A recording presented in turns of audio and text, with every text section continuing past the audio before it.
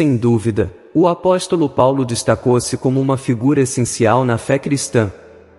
Através das cartas que escreveu, é evidente seu profundo amor e devoção por Cristo. Muitos especialistas acreditam que após Jesus Cristo, Paulo poderia ser considerado a figura mais relevante do Novo Testamento. No entanto, sua influência não veio dele mesmo, mas da graça e do imenso amor de Deus. Foi esse amor divino que deu a Paulo revelações surpreendentes. Uma das mais notáveis foi quando foi transportado ao terceiro céu, onde teve visões que são difíceis de descrever. Neste relato, nos concentraremos nesse fascinante episódio de Paulo, quando foi levado ao terceiro céu. Mergulhando na história, na carta aos Gálatas, capítulo 1, versículos 17 e 18, é mencionado que após seu chamado divino, Paulo foi para a Arábia e permaneceu lá por 3 anos. Alguns teólogos acreditam que durante este tempo na Arábia, Paulo foi instruído diretamente por Jesus Cristo. Isso é corroborado pelo que Paulo menciona no capítulo 1, versículos 11 e 12, onde explica que recebeu a mensagem do Evangelho diretamente de Jesus Cristo. O texto bíblico nos diz claramente: mas vos declaro, irmãos, que o Evangelho que por mim foi anunciado não é segundo o homem. Pois eu não o recebi, nem aprendi de homem algum, mas pela revelação de Jesus Cristo. Por meio destas palavras, destaca-se o profundo vínculo do apóstolo Paulo com Deus. Sua relação não era superficial, mas baseada numa comunicação direta e especial com Jesus Cristo. No entanto, é crucial entender o panorama completo. Corinto, uma cidade vibrante e diversificada da antiga Grécia, não era exatamente conhecida por ser religiosamente tradicional. Era um centro comercial, repleto de diferentes culturas e opiniões. Foi aqui que Paulo fundou uma igreja durante uma de suas viagens missionárias, como mencionado no livro de Atos dos Apóstolos. A relação de Paulo com os habitantes de Corinto nem sempre foi fácil. Apesar de ter estabelecido a igreja naquela cidade, enfrentou desafios e desentendimentos entre seus membros. As cartas que escreveu aos coríntios refletem sua preocupação em resolver problemas doutrinários e comportamentos equivocados que surgiram na comunidade. Os desafios variaram desde disputas internas e atitudes imorais até interpretações erradas da fé cristã. Além disso, para aumentar as tensões, alguns na comunidade coríntia começaram a questionar a autenticidade do apostolado de Paulo. Por isso, em sua segunda carta aos Coríntios, Paulo sentiu a necessidade de defender seu trabalho e chamado divino. Nos capítulos 10 e 11 desta segunda carta, ele não apenas se defendeu, como também compartilhou suas experiências e sacrifícios em nome de Cristo. Em uma reviravolta surpreendente no capítulo 12, Paulo revela uma experiência mística: ele foi transportado ao terceiro céu. Esta revelação serviu para reafirmar sua conexão direta e profunda com o divino, mostrando a legitimidade de seu ministério e seu compromisso com a causa de Cristo. No capítulo 12 da segunda carta aos Coríntios, o apóstolo Paulo compartilha uma experiência intensamente espiritual. Ele diz: certamente não convém que me glorie, mas falarei sobre visões e revelações do Senhor. Sei de um homem, referindo-se provavelmente a ele mesmo, que quer no corpo ou fora dele, só Deus sabe, foi levado ao terceiro céu e ouviu palavras indescritíveis que não podem ser expressas por homens. Não me gloriarei destas visões, mas falarei abertamente sobre minhas fraquezas. Aqui, Paulo nos dá a entender que cerca de 14 anos atrás, teve uma experiência mística onde foi levado ao terceiro céu. Para entender isso, é essencial saber que a Bíblia fala de 3 céus. O primeiro céu é a atmosfera terrestre, onde voam os pássaros e se formam as nuvens. O segundo céu é o espaço exterior com suas estrelas, planetas e galáxias. Finalmente, o terceiro céu é o reino divino, a morada de Deus cercada por anjos, serafins e querubins. Agora, com base na cronologia, este evento em que Paulo foi levado ao terceiro céu provavelmente ocorreu durante sua primeira viagem missionária.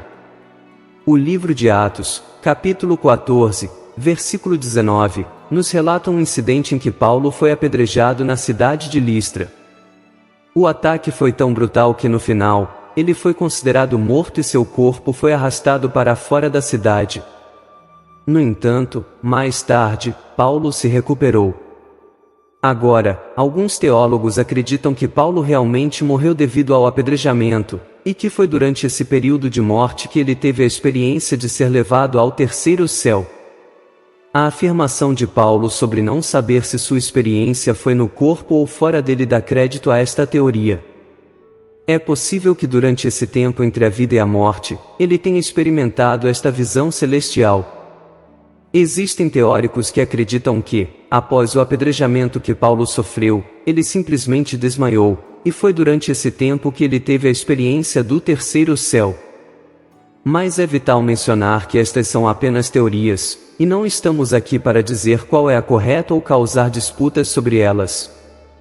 Mesmo o próprio apóstolo Paulo não foi enfático sobre como exatamente aconteceu, ele apenas compartilhou a experiência. Se Deus realmente ressuscitou Paulo é algo que só ele sabe.